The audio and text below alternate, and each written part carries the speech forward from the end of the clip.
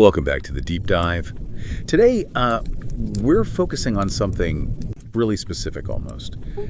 Chilling. It's this pattern we've seen in reports of unidentified aerial phenomena, specifically across Scotland. Yeah, we're not just talking about, seeing a weird light in the sky. We've gone through a whole stack of sources, detailed accounts, witness statements covering encounters from way up in the Orkney Islands down to Loch Ness, even busy motorways near Glasgow. And we're trying to pull out this consistent signature, these really strange physical effects these things seem to leave behind.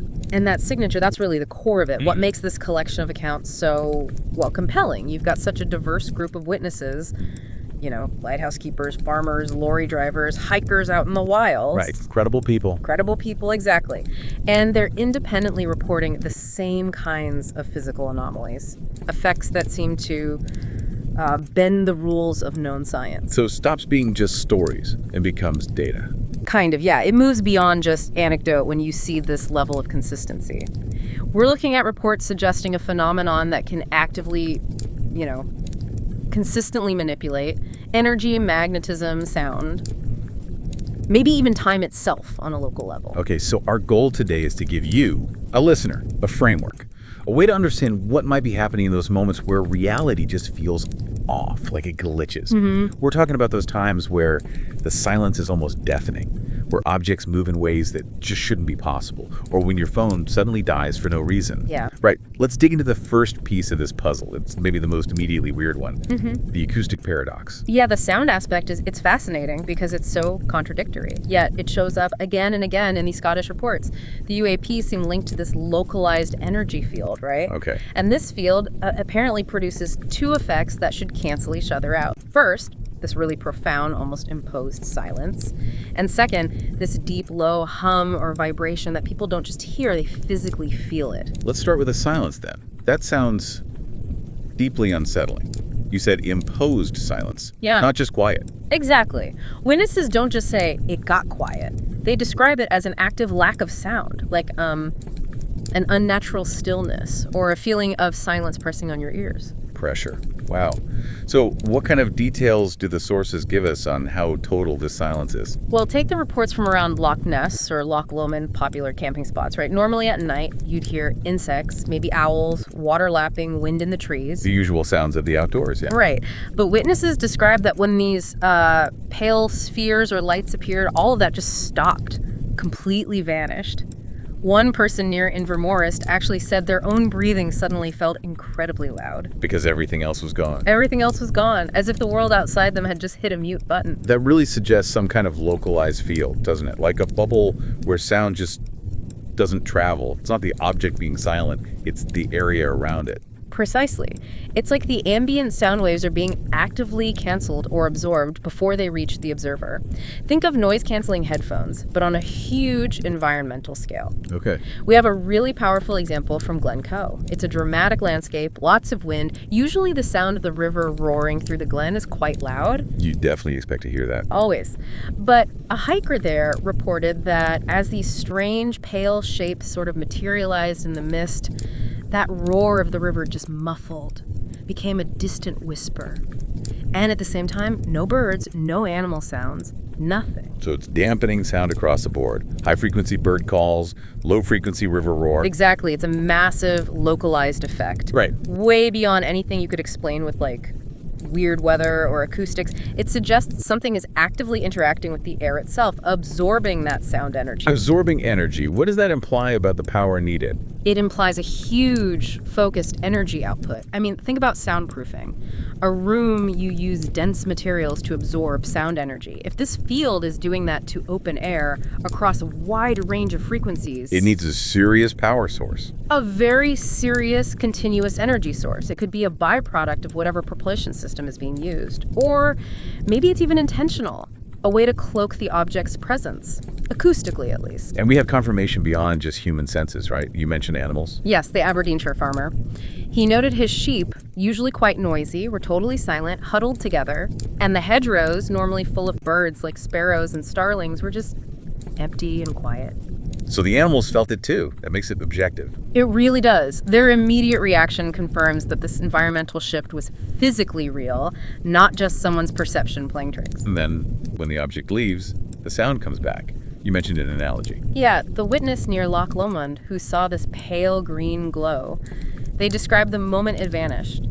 The sound of the forest didn't just fade back in, it snapped back. Instantly. Like someone hit play again. Exactly like someone pressed resume on the world, as they put it. That abrupt return is key. It suggests the field isn't just fading away, it's being switched off. Deliberately. It reinforces the idea that the silence is a direct function of the UAP's presence and operation. Okay, so total unnatural silence on one hand. But then you said there's also a hum. That seems completely opposite. It does, doesn't it? But it's the other consistent part of this acoustic signature.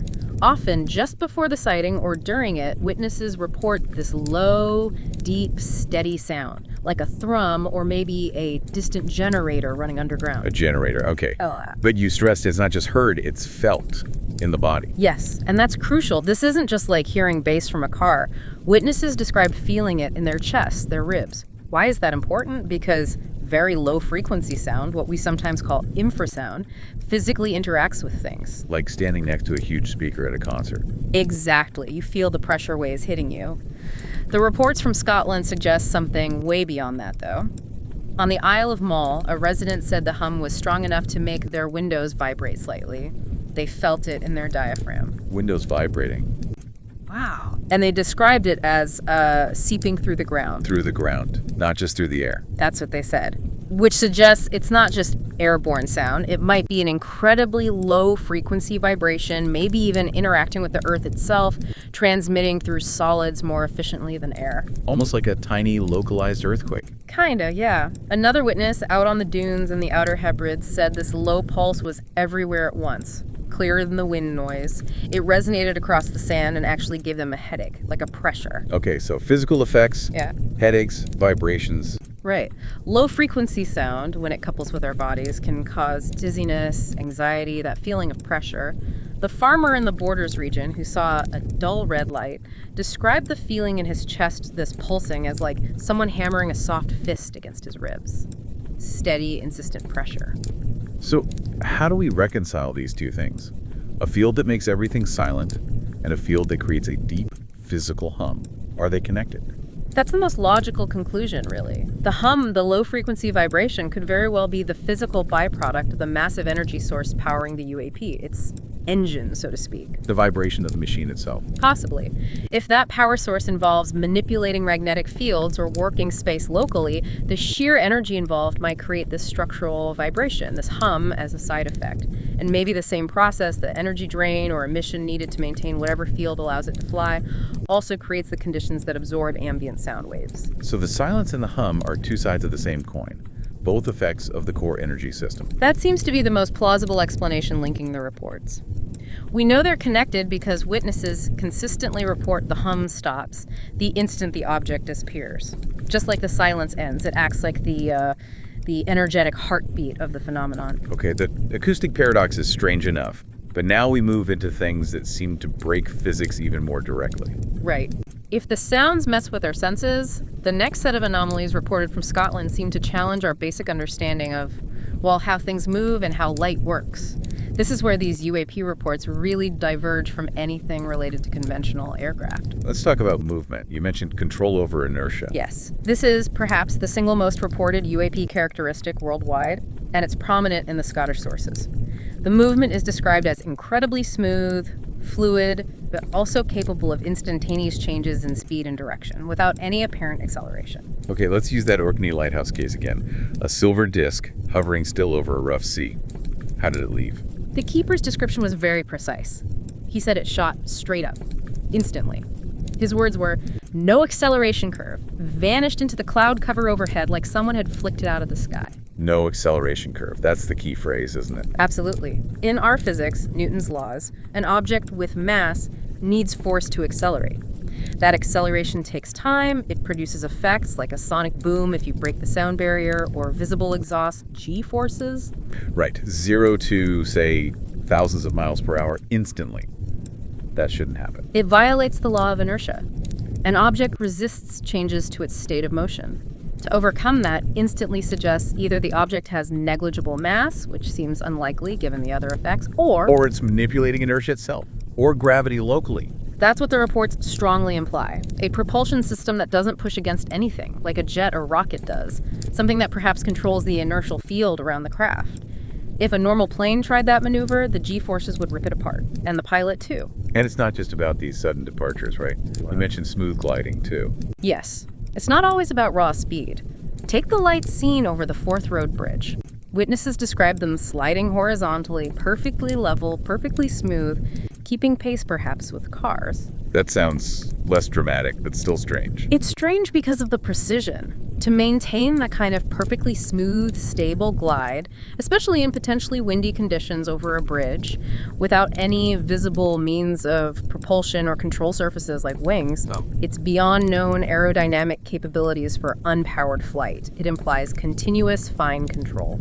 And the disappearance itself. You mentioned the Aberdeenshire farmer. The object vanished while he was dialing a number. Yeah, gone in maybe 2-3 seconds. It wasn't just that it flew away incredibly fast, it was more like it was just deleted from view. Yeah. Instantaneously. Which could mean impossible speeds or something else entirely. Exactly. It could be speed beyond our ability to track, or maybe it suggests a mechanism for just disengaging from our observable spacetime. Or maybe utilizing some form of rapid transit we don't understand. Wow. Okay. And remember, that driver in Dumfries and Galloway, the one who saw the line of stars blink out. He reported that just as the object vanished, his car engine noise momentarily dragged, like the sound itself distorted. Like the departure affected his immediate reality. It suggests the energy involved in that instantaneous departure was so intense, so localized, it briefly warped the physical environment right where he was sitting. Okay, so movement defies physics. What about the way these things look? Specifically, the light they give off. You said it's often subtle. Yeah, often it's not described as a harsh, blinding light, more like a pale glow, soft, maybe dull. Witnesses use terms like frosted white, silver, pale green. It doesn't seem like a typical spotlight or landing light. But the really weird part is the shadows, or lack thereof. That's the kicker. This violates basic optics. The Aberdeenshire farmer, again the disc hovering over his field, he described the light it cast as a sheet of light, but critically, it produced no shadows. No shadows at all. How does that even work? Well, normally, light travels in straight lines from a source. When it hits an object, it blocks the light, creating a shadow behind it. Simple optics. Right. If something is illuminated but casts no shadow, it implies the light isn't coming from the object, like from a bulb. Instead, it suggests the light might be a secondary effect. Perhaps the object's energy field is interacting with the air around it, causing the air itself to glow. So the light source isn't the object, it's the atmosphere immediately surrounding the object. That's one strong possibility based on the reports.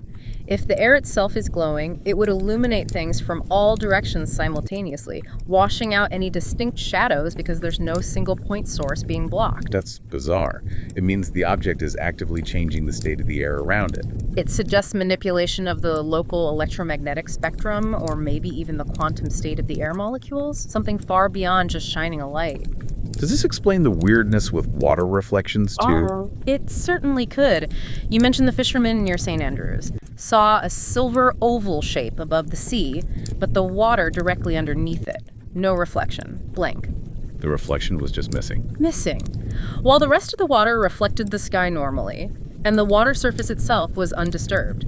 For a reflection to happen, light has to travel from the object, hit the surface, and bounce back to the eye. So if there's no reflection... Either the water suddenly became perfectly absorbent right there, which is impossible for seawater, or the light being generated wasn't actually reaching the surface in a way that allows reflection. Maybe it was contained within the object's field somehow, not obeying standard optical laws. Okay, so we have light that doesn't make shadows and doesn't reflect properly. What about other physical interactions with the ground or water without actually touching? Right, this confirms the presence of some kind of strong, localized force field being projected by the UAPs. Like the crop circle in Aberdeenshire. That's a classic image, but what were the specifics? The specifics are crucial. The report said the circle of barley wasn't cut or burned or broken and scattered like a helicopter's downwash would do. It was pressed smooth, laid down flat but intact. Pressed smooth. Yes. The witness compared it to a patch where maybe someone had laid down and rolled out over it. It implies a very controlled, non-violent downward pressure, maybe a localized gravitational effect. So not destructive, but deliberate, precise force. Incredibly precise. It suggests fine-tuned control over whatever force they're projecting. Not just brute force, but modulated pressure. And do we see similar precision with water? We do. Think about the report from Lochte. This glimmering light moving across the surface, the key observation. It created no wake, no ripples, no disturbance on the water. Which is impossible for anything moving through water, right? Right. Or even just on the surface at speed. Any object moving through a fluid creates drag, turbulence, a wake. The complete lack of it suggests the object isn't interacting with the water in a normal way. Maybe it's negating drag or moving within its own sort of localized bubble of space that doesn't disturb the water around it. Wow. Okay. But then there's the opposite effect sometimes, like near Oban. Yes. The Oban case shows it can also exert a disruptive force, briefly. The fishermen there reported the tide, the actual sea level, started moving inward, towards the shore, rapidly and unnaturally, just around his boat, while the UAP was present. Just around it, A though. localized effect. And then, the moment the light vanished, the water immediately went still, back to normal. Manipulating that much water. That implies huge power, doesn't it? An incredible amount of power, and again, precise control. The ability to influence something as fundamental as local tidal forces or perhaps gravity, even on that small scale, it's profound. It tells us the object isn't just flying through the environment, it's actively controlling its immediate surroundings. Okay, this next part, this is where it gets maybe the most technically complex and frankly kind of frightening. We're moving beyond just weird physics to things that actively mess with our technology, our communications, even our perception of time. Yeah, this is where we really see let's call it the high energy signature of these phenomena. The consistent failure of electronics, radios, engines, clocks. It happens too often in these reports to be just coincidence or faulty gear. Let's start with the radios. That seems almost universal in these close encounters, doesn't it? People try to call for help or report it, and nothing. Almost textbook. Nearly every witness who tried to use a radio, or even sometimes a mobile phone, reported the same thing. Instant static, the signal cutting off completely, or just dead air. And the Orkney Lighthouse Keeper, again, provides that perfect before and after. Exactly. It's such a clear case. Radio working fine, disc appears, low hum starts, radio goes completely dead, instantly. Disc shoots away, hum stops, and the radio immediately crackles back to life with perfect reception. That immediate recovery is the key, isn't it? It rules out the equipment just breaking. It really does. It points directly to a temporary, localized interference field generated by the UAP. It's actively jamming or blocking radio waves in its vicinity. The moment the UAP leaves, the interference stops and the radio works again. It's the smoking gun for active electromagnetic interference. Is this like a weaponized EMP, an electromagnetic pulse, or something different? It seems different. A powerful EMP, like from a nuclear explosion, tends to fry electronics permanently. What's reported here is more like a temporary blackout, a disruption. Okay. So it could be that the craft is radiating so much energy in certain frequency bands that it just overwhelms the radio signals, like static drowning out a station. Or perhaps it's creating a sort of shield, a bubble around itself, maybe magnetic, that radio waves just can't penetrate. Like a localized Faraday cage effect. A Faraday cage. All right. That would block signals in and out. Precisely. And the report from the Outer Hebrides supports this link to the craft's power. The witness lost mobile phone signal completely out in the remote dunes where signal might be weak anyway, but it cut out exactly when that low, pulsing hum was at its strongest. Suggesting the EM interference is directly linked to whatever is generating the hum and the silence. It all seems to stem from the same core energy source, yeah. Okay, so radios are jammed. Yeah. But it goes beyond that, right? Affecting other instruments, even mechanical things. Yes, and this is where we need to be careful distinguishing between what's likely magnetic interference and what might be something stranger, possibly related to energy fields or even time distortion. Let's start with magnetism. Compasses going haywire. That's a classic indicator of a powerful magnetic field. We have multiple reports mentioning this. The hiker on Ben Nevis, after seeing that silent triangular shape pass overhead in a storm, said his physical compass needle just trembled and wouldn't settle on north for about 15 minutes afterward. 15 minutes, wow. And the kayaker on Lochte reported the same thing, saw his physical compass spinning, and the compass app on his phone was also just spinning wildly. Both analog and digital. Both affected.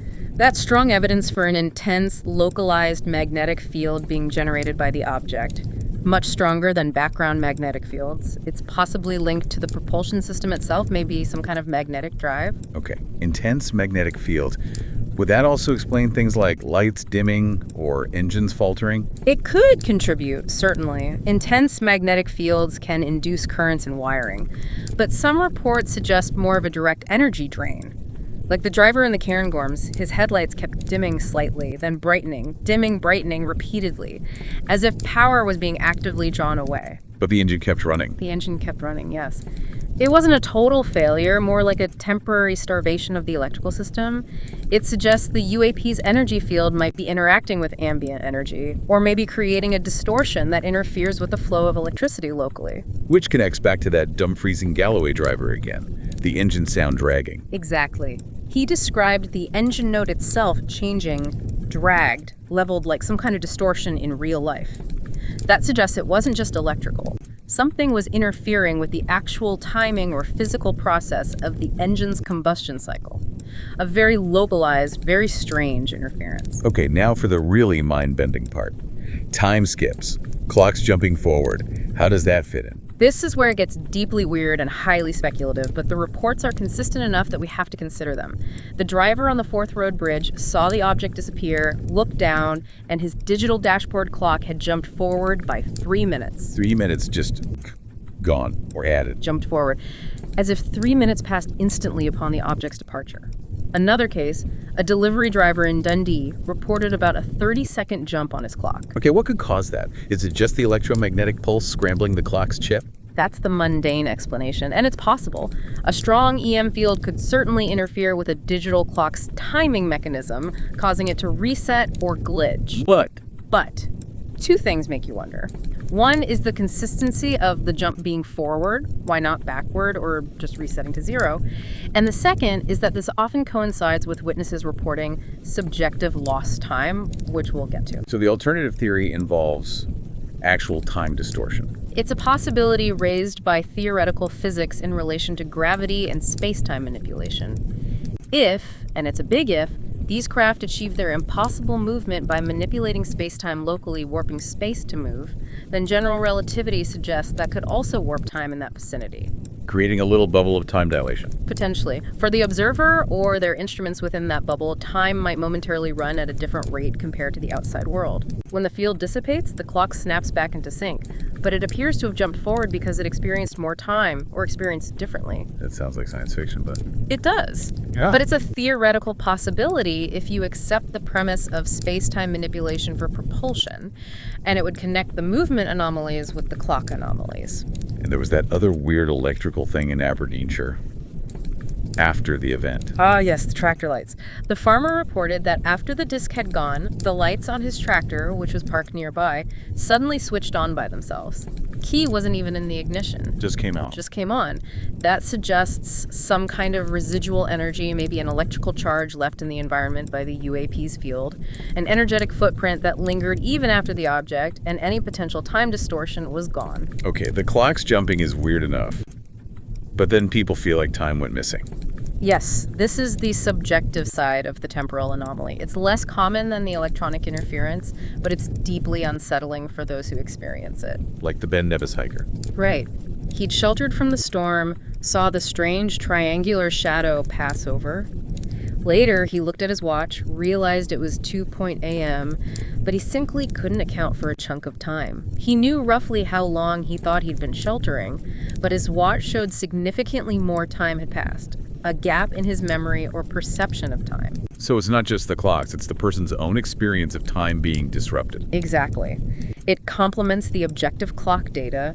It suggests the phenomenon might affect not just machines, but consciousness or memory related to time perception as well. Did the Dundee driver, the one with the dash cam, provide any more clues about this? Potentially, yes. Yeah. His dash cam was running the whole time. When he reviewed the footage, the part where the UAP should have been clearly visible just showed up as a visual smear, like the image capture itself was distorted. The camera couldn't properly record it. It seems that way. And crucially, the file timestamps on the recording were subtly messed up. The start time and end time didn't quite match the actual recorded duration of the file. Plus, the driver himself noted that a delivery route that always took him about 15 minutes somehow took 17 minutes that time, even though he didn't feel he'd stopped or slowed down. So the smeared image, the messed up timestamps, the subjective feeling of the journey taking longer, It all points to something disrupting the normal flow of events in their recording. It strongly suggests that, yes. Whether it's the energy field interfering with the camera sensor capturing photons, or a genuine localized temporal effect slightly altering the recording rate, the end result is a glitch. A brief, localized hiccup in reality affecting technology and potentially the witness's perception simultaneously. Okay, we've covered physics breaking down, technology failing, even time getting weird. The last piece of this signature you mentioned is how living things react, and maybe the UAP reacting back. Exactly. This moves us into the biological and perhaps psychological domain. How do animals respond? And does the phenomenon itself exhibit behaviors that suggest it's, well, aware of being observed? Let's start with the animals. You said their reactions are a kind of objective measure. In a way, yes. Animals don't rationalize or imagine things the way humans might. They react instinctively to environmental changes, especially perceived threats, or things that fall outside their understanding of normal. They're incredibly sensitive to sound frequencies we can't hear, like infrasound, and potentially electromagnetic shifts, too. So their fear is real evidence. Their specific type of fear is telling. It's often described as extreme panic, but also very focused. Take the sheep in the borders report again. Right, huddled in the corner. Not just huddled, but pressed violently against the fence, all bleeding in distress, and importantly, all staring fixedly in one direction toward the dull red light on the ridge. So it wasn't just random panic. They knew exactly what they were afraid of. Precisely. It's directional. Same with the Aberdeenshire case. The dog, Birdie, absolutely refusing to go into the yard, becoming rigid. And the cows lined up staring at the glowing object with this weird, glassy, fixed look. And that stare. What do you think they're reacting to? The hum? The strangeness? Do they see it as a predator? It could be a combination. The infrasound hum alone can induce panic in animals. The sheer visual anomaly of a silent, glowing object might trigger a fear response, but that intense, directed staring. It does suggest they perceive it not just as a storm or a noise, but as an entity or a major disruption deserving their full attention. And it's not just farm animals. No, we see it with wild animals too. The fisherman near Oban noted that seabirds, like gulls, which normally would be circling looking for scraps, kept a noticeable distance from the area where the light was. He even saw a gannet, a large seabird, veer sharply away from it mid-flight. Birds that live on the ocean altering their natural behavior. Yes. It confirms the phenomenon is palpable enough to affect innate animal instincts across different species. It's a real physical presence they are reacting to. Okay, so animals are scared. But then there's the human psychological element. This feeling of being watched, or the object reacting to the witness. This is where it gets more subjective, obviously, but it's reported so consistently it becomes part of the pattern. Witnesses often feel the UAP isn't just there, but that its movements or appearance seem related to their own presence or actions. Like it knows they're looking. Or it's tracking them. The witness in Edinburgh seeing that pale orb over the city. He had the distinct feeling it was following him, noting it seemed to shift position to reappear, always behind me, always at the same angle.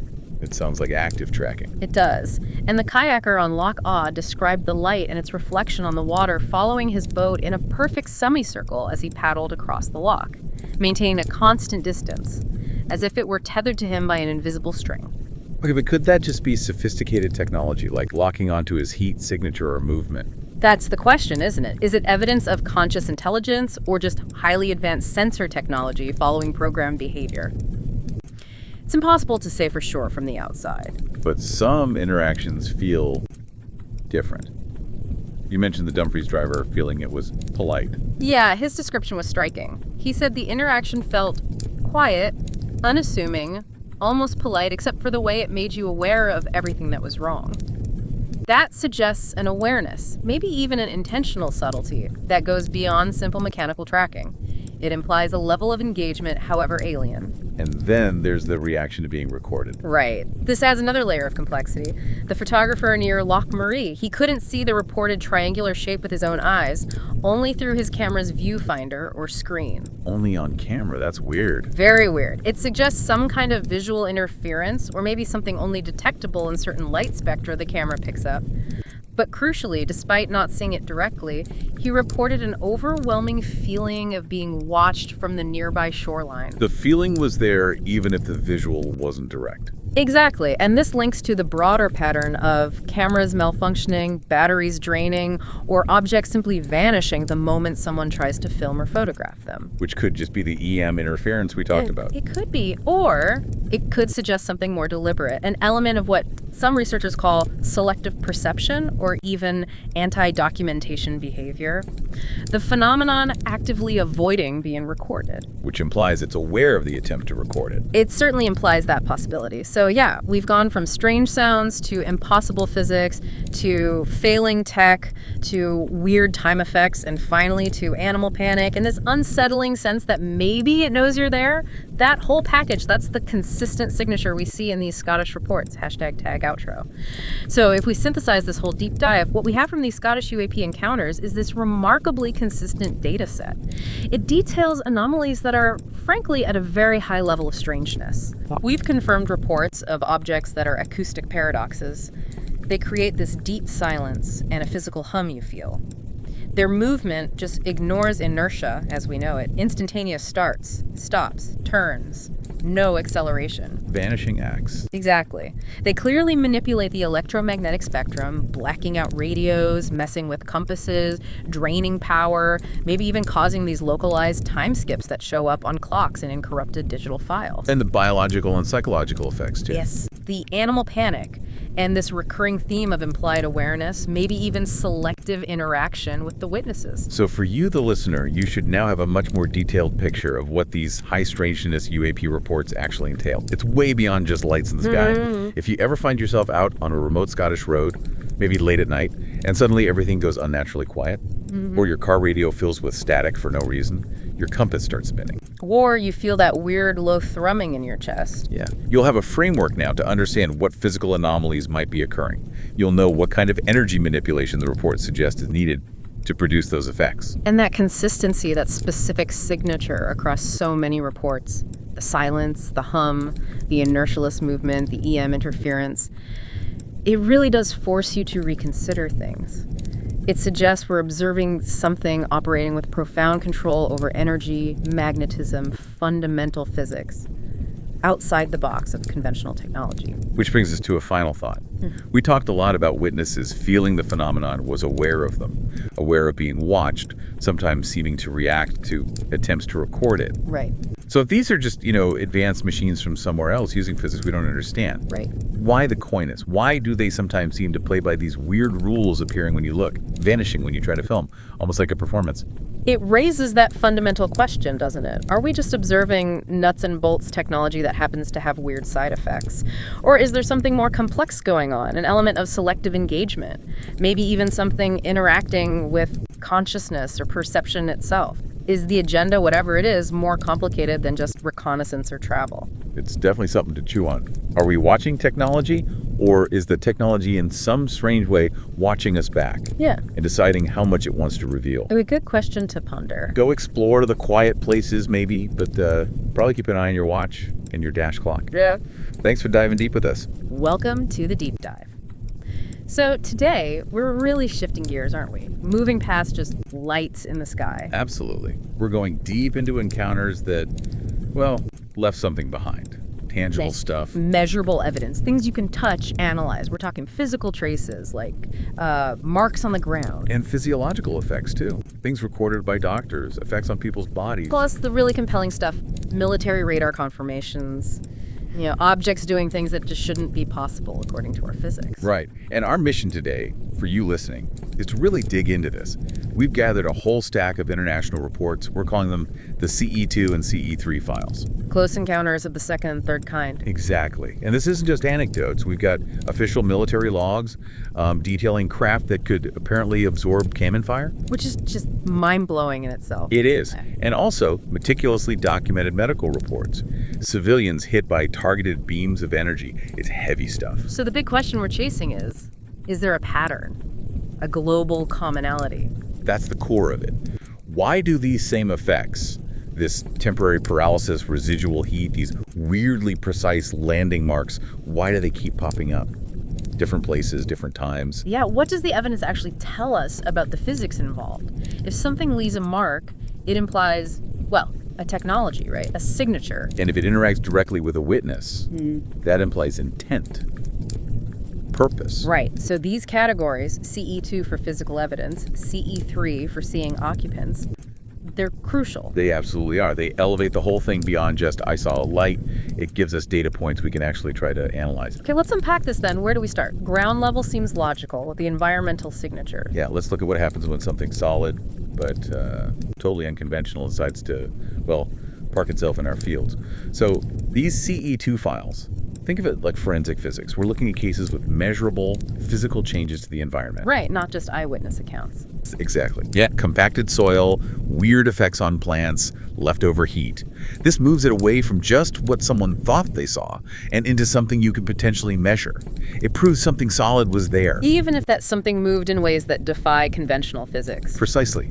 And what's really striking is the precision of these marks sometimes. Almost surgical. So where's our first stop? Let's go to Valensole, France, July 1965. The witness, Maurice Mass.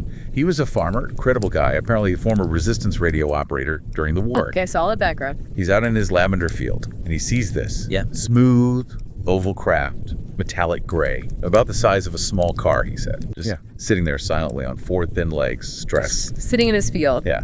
And he sees figures, two of them, small, under 4 feet tall, big bald heads, tight gray suits. And they looked like they were inspecting the lavender plants. Inspecting lavender. Okay, that's specific. It is. But here's where it really shifts. One of the figures notices Mass, and instantly he's hit with this absolute paralysis. Paralysis? Like he couldn't move at all. Totally frozen. He described it as this overwhelming heaviness, like, every muscle just shut off. He could still see, still breathe, but couldn't move a muscle, couldn't shout, just stuck there. Wow. Until when? Until the craft just silently lifted off and poof, was gone in a moment. Okay, so what did it leave behind? The trace. This is crucial. A perfect circle, about 2 meters across.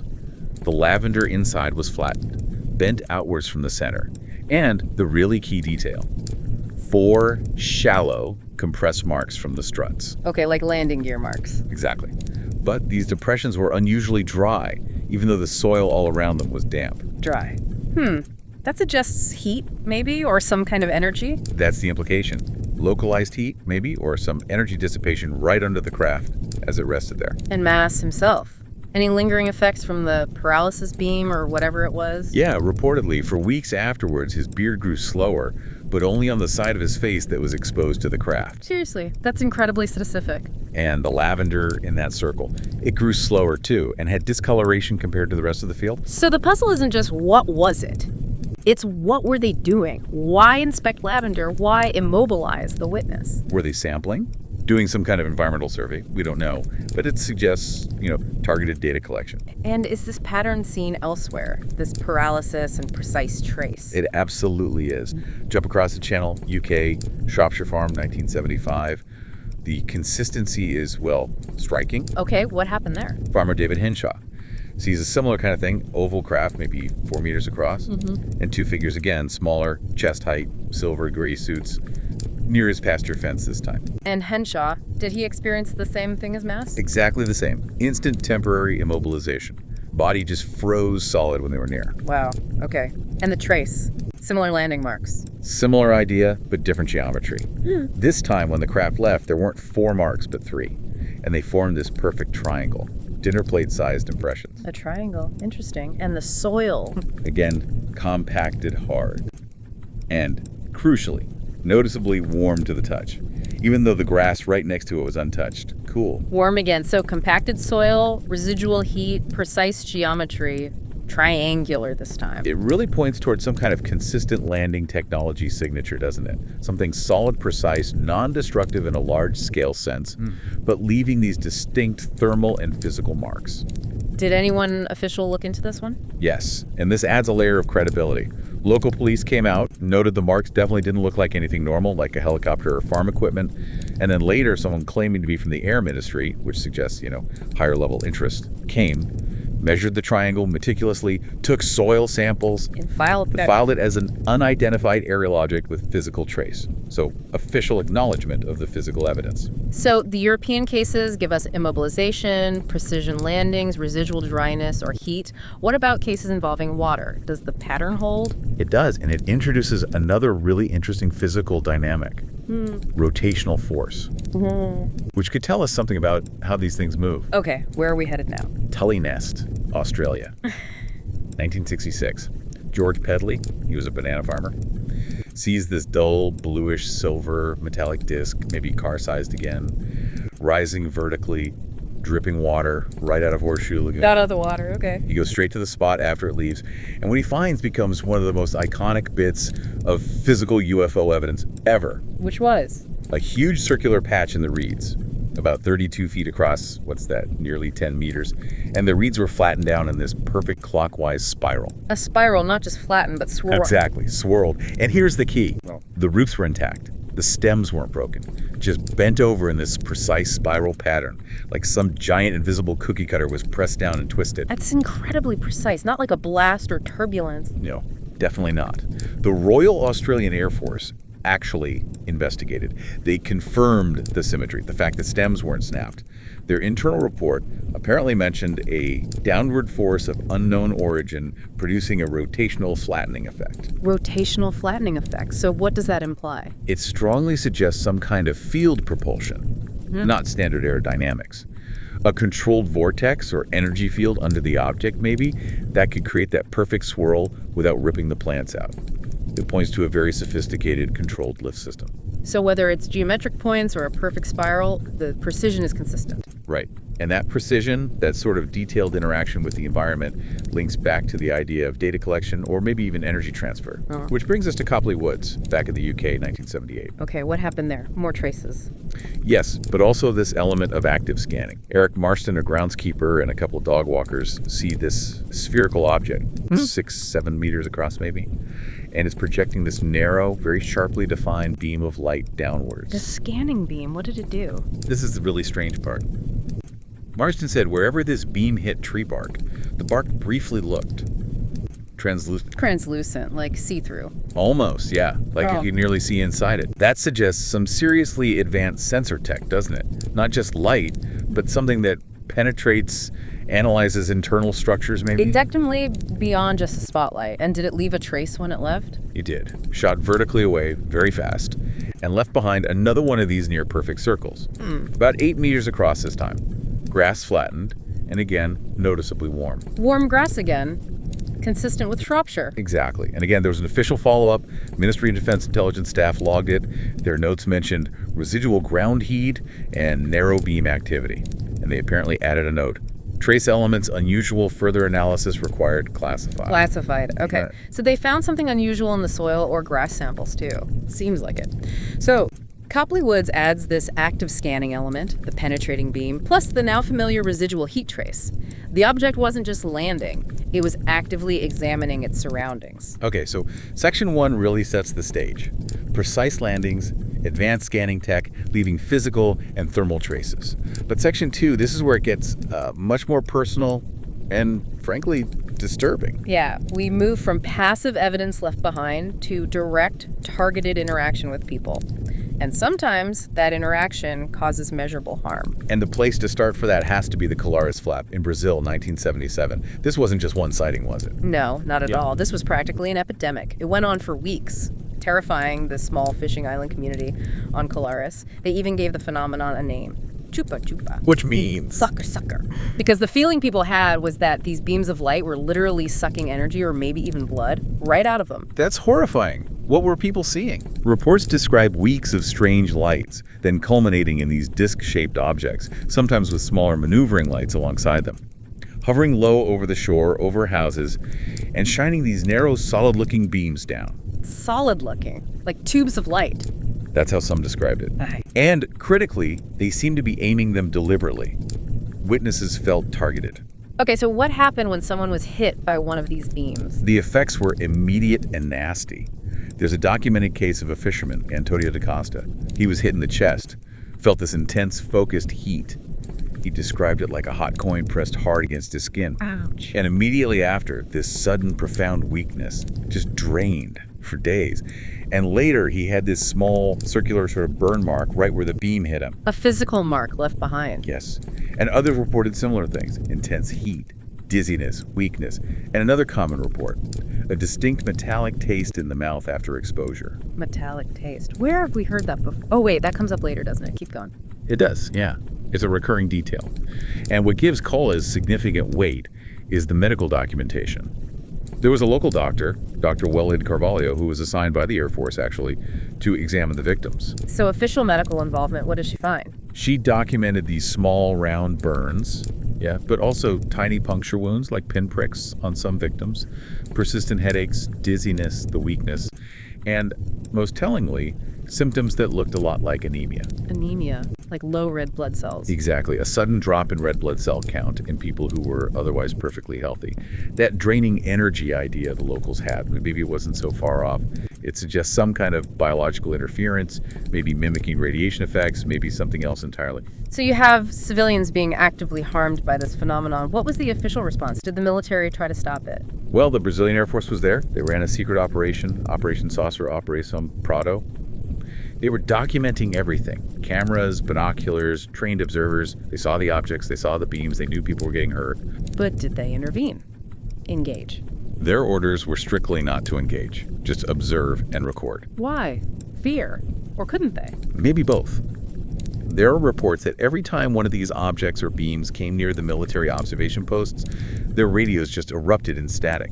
Total communication breakdown. They had to use hand signals. So the objects had electronic dominance too. They could shut down military comms just by being nearby. Seems like it. Which raises huge questions, right? Ethically, why not protect your citizens? Tactically, could they even have done anything if the objects could disable their tech and potentially harm their personnel too? Non-intervention might have seemed like the only viable, if unsettling, option. A really difficult situation. And these effects, the burns, the weakness, the anemia-like symptoms, do we see the specific kind of physiological targeting elsewhere? We do. And again, it points to a consistent technology, or at least a consistent effect, across the globe. Let's look at the Imjärvi skiers incident. Finland, 1970. Okay, Finland. What happened there? This was broad daylight. Two friends, Esko Viljo and Arto Hämäläinen, are out cross-country skiing. Suddenly, this small metallic disc appears, hovers, and then it shoots a shaft of intense white light directly at Viljo. Just at him? What about his friend? Hämäläinen was just feet away, but totally untouched. The beam seemed precisely targeted only at Viljo. And what did Viljo experience? Don't tell me. Paralysis. Bingo. Immediate, total muscle shutdown, just like Mass in France. Couldn't move. Then, this penetrating wave of heat felt inside his body. And guess what else? A metallic taste. The metallic taste. That's Same report as Colares, thousands of miles and 7 years away. Unbelievable. And the after effects for Viljo, were they documented? Yes, and again, medically. He developed puffy red skin where the light seemed to hit him. Doctors called it skin erythema, basically like a mild burn or radiation exposure. Plus persistent headaches, fatigue lasting for weeks. His blood pressure was elevated too. Symptoms very consistent with exposure to intense heat or some form of radiation. So let's connect the dots here. Valensole and Shropshire. Paralysis. Colares. Heat burns. Weakness. Metallic taste. Anemia-like symptoms. Imjärvi. Paralysis, internal heat, metallic taste, skin erythema like burns.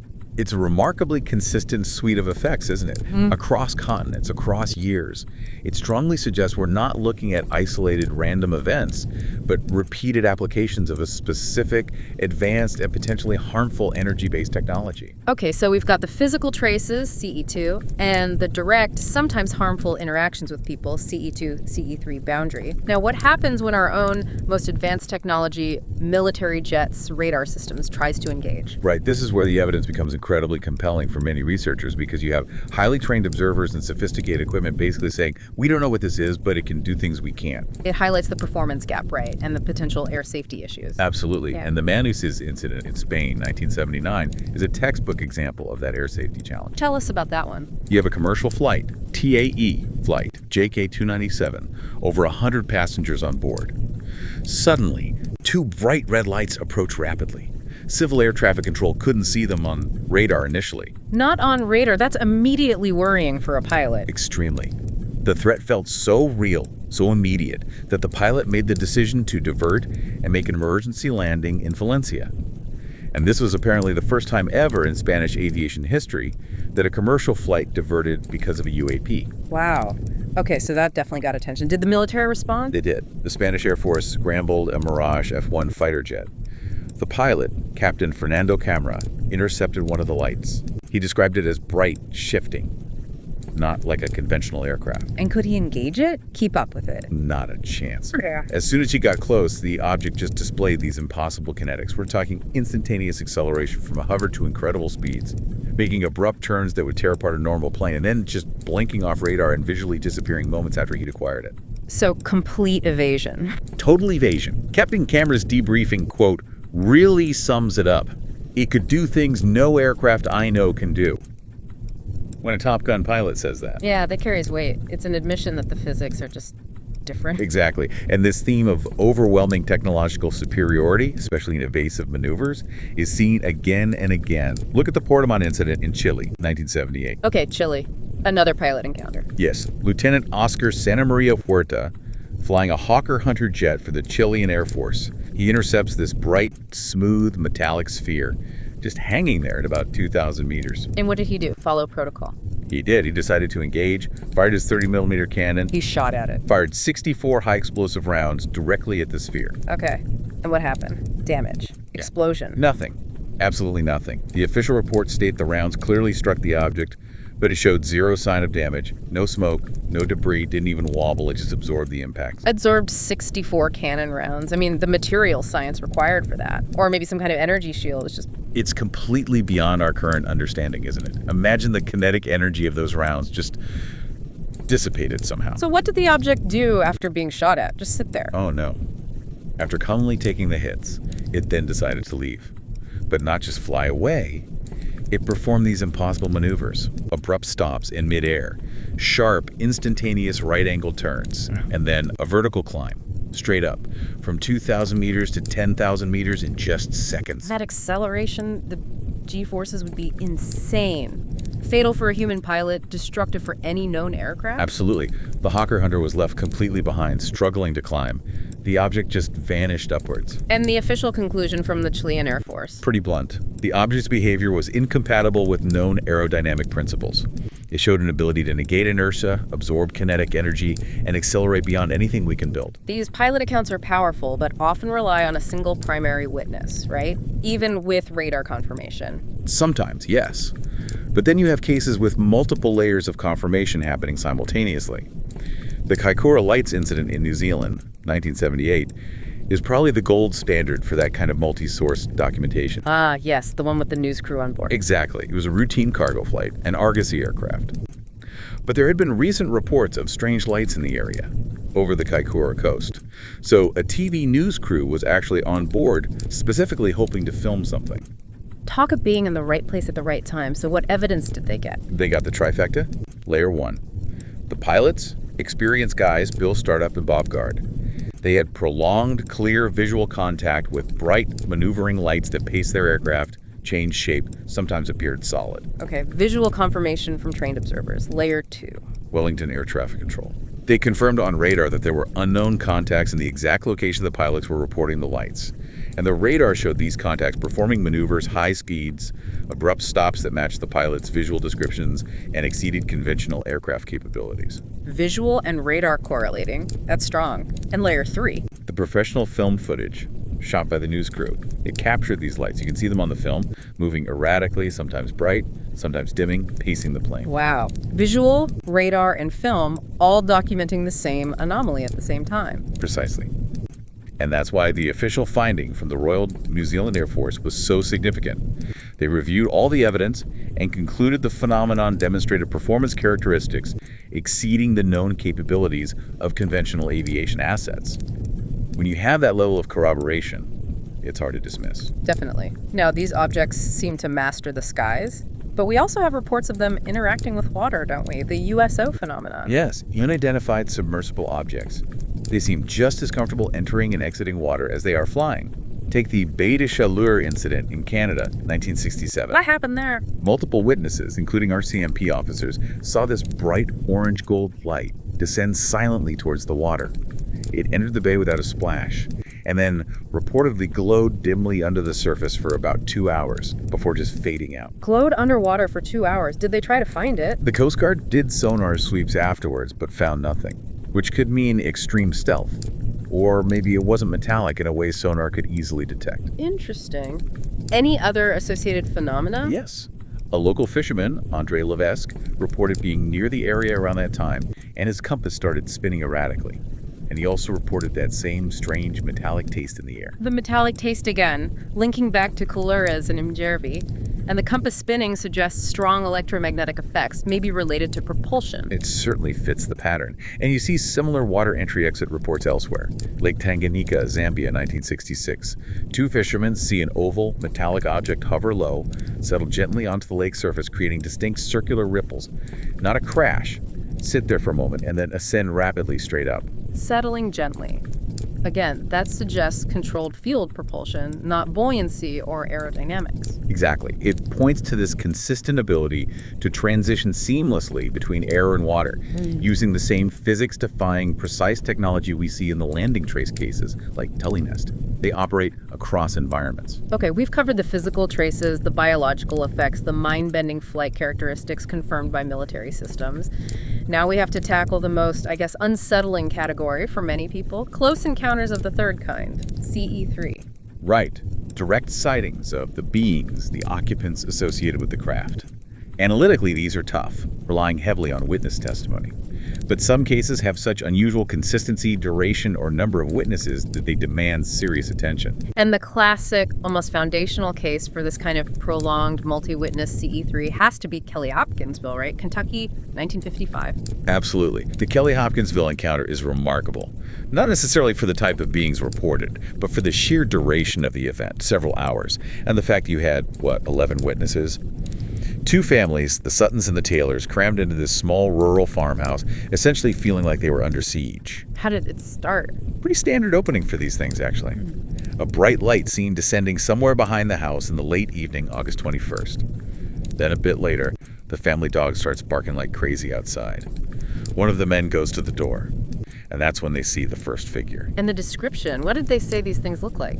Consistent descriptions from multiple witnesses across the hours. Small beings, maybe 3.5 feet tall, oversized heads, kind of rounded or dome-like, large eyes that seem to glow or reflect light eerily, big ears, and the skin that had a sort of metallic sheen to it.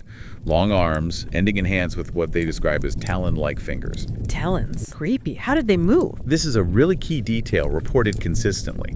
They didn't seem to walk or run normally. They moved with this strange, silent glide, almost floating just above the ground, sometimes swaying side to side. Gliding. That sounds like, it sounds like maybe the same anti-gravity tech the craft used, applied to the beings themselves. That's a fascinating speculation, isn't it? It would explain the weird movement, the silence, maybe some kind of localized propulsion field around them. So these gliding, glowing-eyed figures approached the house. What did the family do? They were rural Kentuckians in the 50s. They did what you might expect. They were terrified. They grabbed their guns, a shotgun and a .22 rifle. And when the figures got close, peering in windows, coming onto the porch, they opened fire. Shot at them, repeated them. Repeatedly, yes, throughout the night. But here's the thing. The bullets seemed to have little effect. When a figure was hit directly, witnesses said it would just sort of flip backward, make a metallic plinking sound like hitting a bucket, land on its feet, and then glide away into the darkness, apparently unharmed. Unharmed by shotgun blasts and rifle fire. That implies incredible resilience. Or maybe not biological in the way we understand it, or some kind of protective field. All possibilities. It certainly parallels the Portamont incident, doesn't it? The craft absorbing cannon fire. These beings seem similarly impervious to small arms fire, and they were coordinated. Witnesses reported seeing one peek over the roof edge while another simultaneously appeared at a side window. It wasn't random. It felt like observation, maybe testing reactions. This went on for hours. What happened eventually? Eventually, the families couldn't take it anymore. They piled into their cars, fled the farmhouse, and drove frantically to the Hopkinsville police station. Okay, so now there's official involvement again. What did the police find when they went back to the farmhouse? This is where it gets forensically interesting. Police, state troopers, even eventually military police from nearby Fort Campbell, they all converged on the house. They found clear evidence of the firefight. Spent shell casings all over the yard, bullet holes in the window frames, door frames, physical proof the family had been shooting at something. But did they find the figures? Or any trace of them? No figures. And here's the kicker. Despite the hours of activity reported by 11 people and the dry, firm ground around the house, the police found no footprints, no tracks, nothing to indicate these 3.5-foot tall beings had been moving around the property for hours. No footprints. That strongly backs up the gliding description, doesn't it? No physical contact with the ground needed. It really does. It ties the occupants' apparent technology directly back to the kind of non-destructive, possibly field-based movement we see in the CE2 landing cases. It was this prolonged, bizarre event. Consistent testimony from a large group. Beings showing resilience, coordination, curiosity maybe, but ultimately not overt aggression despite being shot at. They observed, they endured, they left, silently, without a trace other than the terror they caused and the bullets fired at them. Hashtag, tag, outro, expert synthesis, and provocative conclusion. So let's try to pull this all together. We've gone through, 8 major incidents spanning decades, 5 continents, using this CE2, CE3 framework. Physical traces, biological effects, military encounters, occupant sightings. And the synthesis seems pretty clear, doesn't it? We're seeing evidence of a technology, or perhaps multiple related technologies, that is remarkably consistent across these disparate events. It seems unified, purposeful, and, well, frankly, laterally superior to our own capabilities. We can almost list the key technological signatures we've identified, right? I think so. First, you've got this precision landing and hovering system. It doesn't seem to rely on aerodynamics as we know it. It leaves these precise geometric or spiral marks, often with residual heat or dryness. That's Valensole, Shropshire, Tully Nest, Copley Woods. Okay, signature 1, precise, non-aerodynamic ground interaction. Second, there's this targeted energy capability. It can induce paralysis, cause localized heat or burn-like effects, maybe even biological changes like those anemia symptoms. And that metallic taste keeps popping up. That's Valensole. Again, Colares, Imjärvi.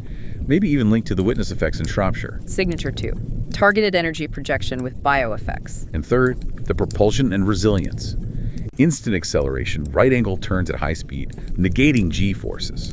The ability to absorb kinetic impacts from cannon shells to shotgun blasts, and mastery of multiple environments, air and water. That's Manasses, Portomont, Kakura, Beta Chaleur, Kelly Hopkinsville's occupant resilience. Signature 3, physics-defying propulsion and extreme resilience. Putting those together, it paints a picture, doesn't it? A technology that prioritizes precision, focuses on targeted information gathering, whether it's lavender, tree bark, or human biological responses, and uses physics manipulation for movement and defense. They operate with near impunity, it seems, crossing borders, entering restricted airspace, interacting with the environment, and sometimes people, largely unchallenged. Which leads us to the really big, maybe the most important analytical question here. Which is? We've established this capacity for overwhelming power, right? They could disable commercial flights easily. They could potentially cause widespread harm if the Colares effects were scaled up. They can withstand military ordnance. Yeah, the potential for dominance seems immense. So why don't they? Why this consistent pattern overall of restraint? That's a good point. I mean, you could argue Colares wasn't restraint. People got hurt. True, and that's a crucial counterpoint. Was the harm in Colares deliberate malice? Or was it an perhaps unavoidable side effect of using a powerful energy technology for whatever purpose they had, like radiation burns from handling radioactive material without proper shielding? Yeah. The overall pattern, though, especially in military encounters, seems to be evasion and withdrawal, not escalation. They could have taken out those jets in Spain or Chile, presumably, but they didn't. They just left. The beings at Hopkinsville could have retaliated violently after being shot at for hours. They didn't. They just left. Exactly. They demonstrate overwhelming capability, and then they disengage, often after observing or scanning or interacting in some specific, limited way. So the biggest mystery might not be where are they from or even how does the tech work, but what is their objective? What's the logic behind this quiet, precise, globally consistent, and often quite intimidating attention they seem to be paying to us and our planet? Is it surveillance? Long-term reconnaissance? Resource assessment? Something akin to scientific sampling? Their consistent restraint, even when provoked, forces us to consider motives beyond simple hostility or conquest. It's a logic we just haven't deciphered yet. So that's our deep dive for today. We've laid out the evidence, the traces, the effects, the encounters, the patterns, the official records, the medical reports, the military files. A unified technological signature operating globally. And now the lingering question we leave with you is, what is the purpose behind it all? What drives this quiet, precise, and undeniably overwhelming presence? Something to think about.